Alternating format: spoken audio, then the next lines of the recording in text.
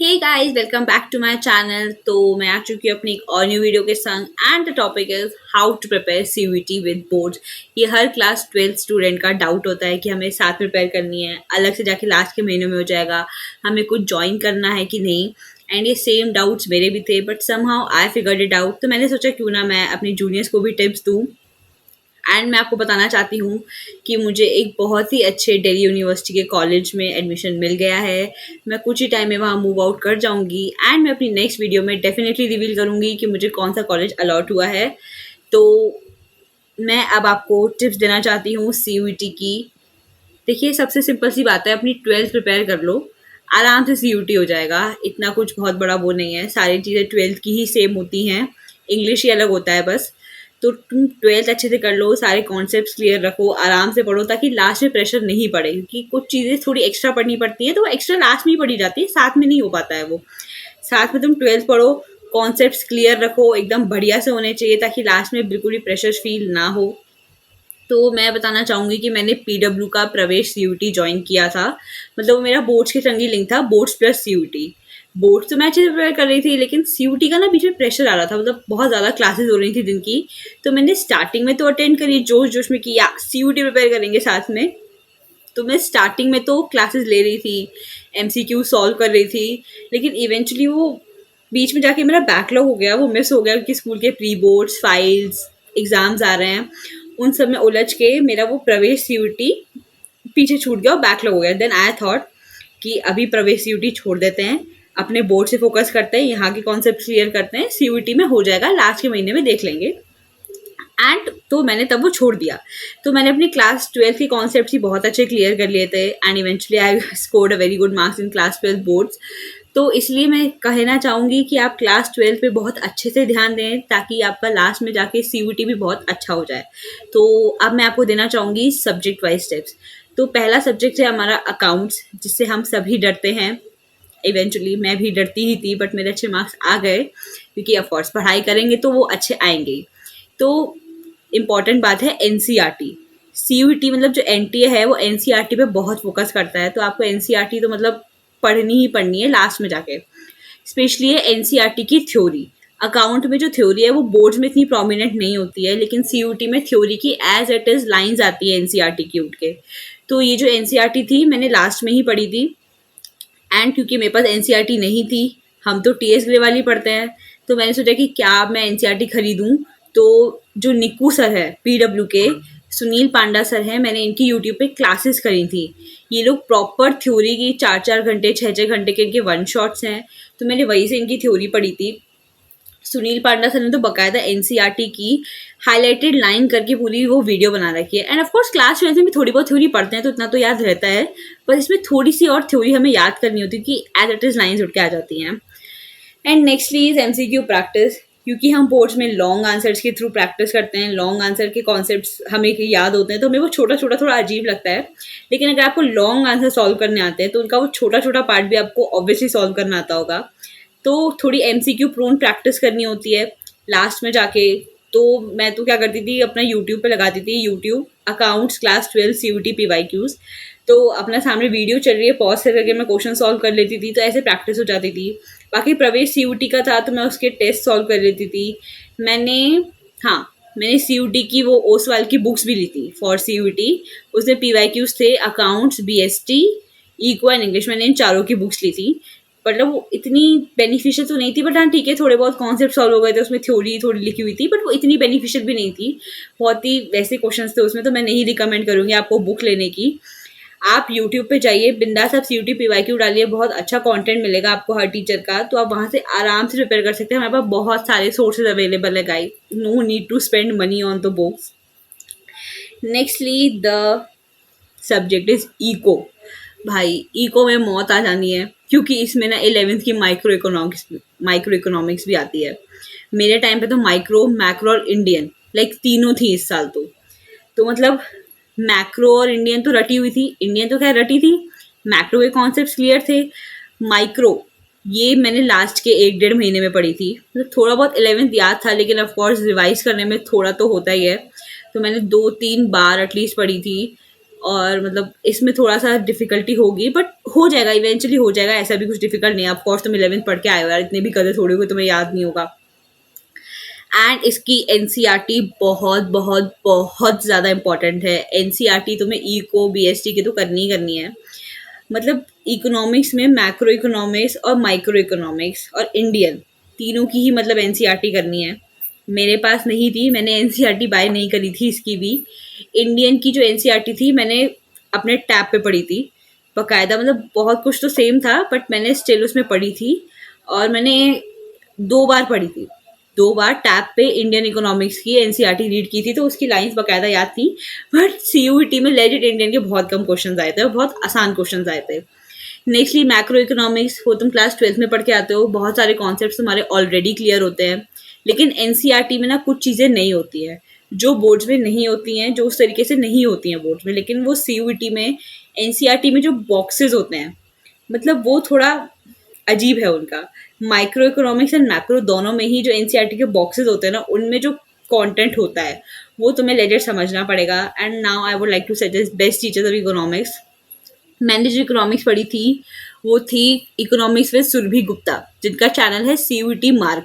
उनकी मैंने पूरी पिछले साल की वीडियोस देख डाली थी, जिसमें उन्होंने पीवाईक्यूज वो भी किए थे, एक डिस्कस कर रही थी। वो लास्ट ईयर पेपर्स की बात नहीं होता, लाइव आते हैं टीचर्स, तो मैंने वो सब भी बैठ के देखा था कि आखिर इकोनॉमिक्स में आता क्या है। तो मतलब बहुत ही कंफ्यूजिंग थी भाई वो दोनों इकोनॉमिक्स पढ़नी।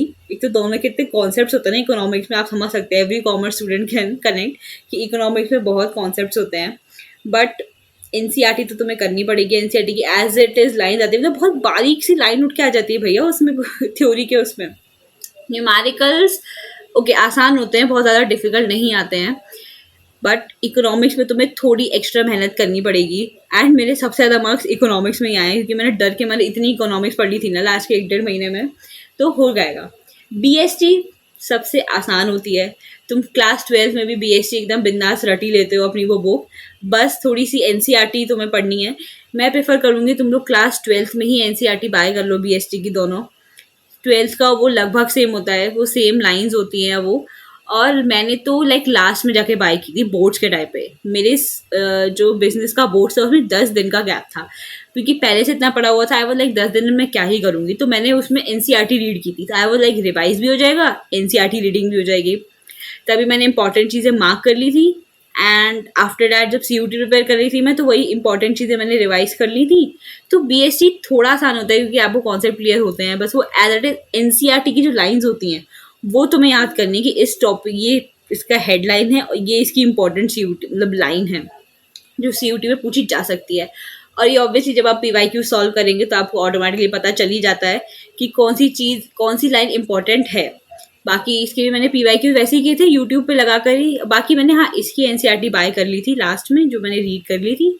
बाकी केस स्टडीज आती हैं, अब वो तो भैया वो सीबीटी मोड में पूरा केस पढ़ना होता है स्क्रॉल कर करके, तो उसमें थोड़ा दिमाग का खराब होता है। बाकी तो इट्स ओके। एंड अब आता है सबसे ज़्यादा अटपटा सब्जेक्ट इंग्लिश, जो क्लास 12 का अलग होता है एंड सीयूटी का कम्प्लीटली डिफरेंट होता है। उसमें ईडियम फ्रेजेस और मतलब सारे ग्रामर के टॉपिक्स होते हैं, और एंटोनियम्स सिनोनियम्स मीनिंग्स होते हैं। और क्या था, मतलब ऐसे ही ग्रामर के टॉपिक्स होते हैं। बाकी जो पूरी ग्रामर है तुमने जो सेकेंड क्लास से लेके अब तक पढ़ी हुई है, जंबल सेंटेंसेस होते हैं, रीअरेंजिंग द सेंटेंसेस होते हैं, अनसीन पैसेजेस आते हैं, तो ये सब आता है।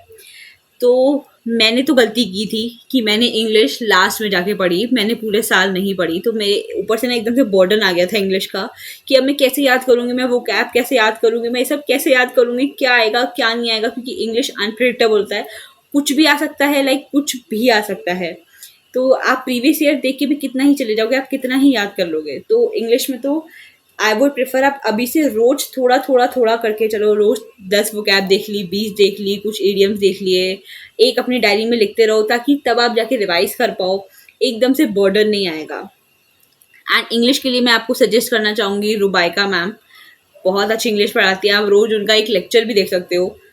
उनने बहुत सारी प्लेलिस्ट उनकी बनी हुई, लाइक वो कैप की हैं, ईडियम्स की हैं, एंटोनियम्स सिनोनियम्स, लाइक और भी बहुत सारे टॉपिक्स हैं।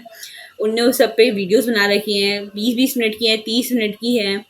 तो आप वो सब वीडियोस देखिए, आप रोज एक देखेंगे ना तो बहुत आसानी से आपकी वो कैप कवर हो जाएगी, आपके पास अच्छा खासा बैंक कवर होगा, तो आप लास्ट में जाके पैनिक नहीं करेंगे कि इंग्लिश में क्या होगा मेरा। आई वॉज लाइक भगवान इंग्लिश में मुझे पास करा देना, एंड मेरे कम मार्क्स भी इंग्लिश में ही आए हैं क्योंकि मैं लास्ट में जाके पढ़ी थी। बट मैं आप लोग को बिल्कुल प्रेफर नहीं करूँगी कि आप इंग्लिश लास्ट में जाके पढ़ें।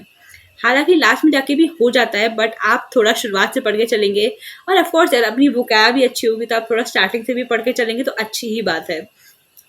बाकी इंग्लिश के भी वो मैंने जो बुक मंगाई थी ओसवाल की, उससे भी मैंने काफ़ी कुछ पढ़ा था, उसमें वो वोकैब सब दे रखी थी। मैंने कहा यार देखो अब यही वर्ड्स हैं, यही थोड़े बहुत पढ़ लेती हूँ, क्या पता इन्हीं में से आ जाए।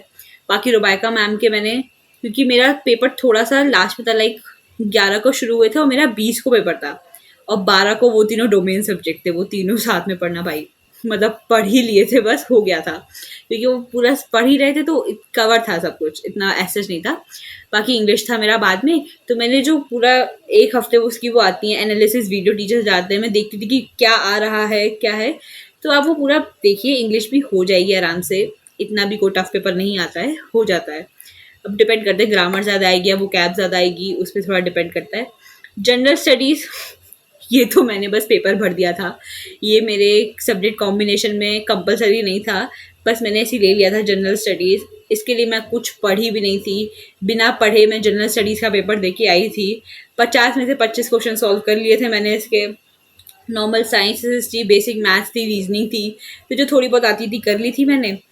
बाकी तो मतलब CUT हो गया था मेरा अच्छे से, बस थोड़ा इंग्लिश में दिक्कत थी और ईको थोड़ा पढ़ने में वो था, लेकिन आप लास्ट में कर लेंगे अपना बढ़िया, कॉन्सेप्ट क्लियर रखिए, हो जाएगा। लास्ट में 28 मार्च को पेपर ख़त्म हुआ था मेरा, तो वो तो मैंने थोड़ा मार्च एंजॉय किया था। उसके बाद था अप्रैल, पूरा अप्रैल था, और मई तो मतलब 12 मई से 11 मई से पेपर थे। तो जो पूरा अप्रैल था उसको बिल्कुल भी वेस्ट मत करिएगा आप लोग। अगर आपको प्रॉपर CUT देना है, you want north campus, south campus के बेस्ट कॉलेजेस, तो आप डेफिनेटली पूरा अप्रैल बढ़िया से प्रिपेयर कीजिएगा CUT के लिए। तीनों सब्जेक्ट्स अपने, इंग्लिश को तो आप अभी से थोड़ा थोड़ा करते चलिए तो बहुत आसानी से हो जाएगा, और कोई ऐसा बैच लेने की ज़रूरत है नहीं। बाकी अगर आप लोग चाहते भी है, जैसे सुनील पांडा का सर का वो है SPCC to SRCC, तो उसमें मतलब वो लोग ना क्लासेस भी लेते हैं, तो अगर आपके कॉन्सेप्ट क्लियर नहीं है, आप दोबारा कॉन्सेप्ट क्लियर करना चाहते हैं तो आप ले सकते हैं, मैं मना नहीं करूँगी। बट क्योंकि मैंने क्लास 12 बहुत अच्छे से पढ़ी थी, मेरे कॉन्सेप्ट क्लियर थे, तो मुझे था कि मुझे क्लास तो नहीं करनी, जस्ट मुझे MCQ प्रैक्टिस करनी है। तो स्टार्टिंग में तो थोड़ा स्लो पेस था, लास्ट तक जाते जाते पैनिक हाई हो गया था, ऊपर से इंग्लिश का वो टूट गया था, तो वो सब अच्छा हो गया था। सबसे जो की पॉइंट है वो है NCERT, मतलब वो तो तुम्हें तीनों डोमेन सब्जेक्ट की पढ़नी है। मैं तो प्रेफर करूँगी तुम खरीद ही लेना, NCERT कितनी महंगी आती है, वो तो मैं लास्ट में था कि ले नहीं पाई थी, तो तुम लोग तो खरीद लेना। NCERT अच्छा ही रहेगा पढ़ने के लिए, क्योंकि टैब से पढ़ने में दिक्कत तो आती है। आई गेस इकोनॉमिक्स और बिजनेस की तो ले ही लेना, अकाउंट ही तुम भले ही यूट्यूब या उससे पढ़ लो। बाकी तो मुझे अच्छा कॉलेज मिल गया है, मतलब अच्छा तो मिल गया है स्कोर के हिसाब से। स्कोर थोड़े नॉर्मलाइजेशन में मेरे कम हो गए, मुझे दुख है अभी भी उस बात का, जो नॉर्मलाइजेशन में मेरे स्कोर कम हुए हैं, बट या इट्स ओके। बाकी मैं अपनी DU जर्नी भी आपके संग डेफिनेटली शेयर करूँगी। बाकी आपको कोई भी डाउट हो, anything you want to ask, किसी भी चीज़ से रिलेटेड आप मुझसे बिल्कुल कमेंट सेक्शन में पूछ सकते हैं। Anything related to CUT preparation and everything, मैं आपके साथ हूँ। And yeah wish me all the best, क्योंकि अब मैं अपनी एक नई कॉलेज लाइफ शुरू करने वाली हूँ। आप सबको भी all the best for your class 12 boards, for CUT। बढ़िया से पढ़ाई करो, एंजॉय भी करो, क्लास 12 यार हो जाएगा सब, आराम से हो जाता है सब कुछ। सो मिलती हूँ मैं अपनी नेक्स्ट वीडियो में अपना कॉलेज रिवील करते हुए, तब तक के लिए आप लोग पढ़िए, and yes, bye bye, take care.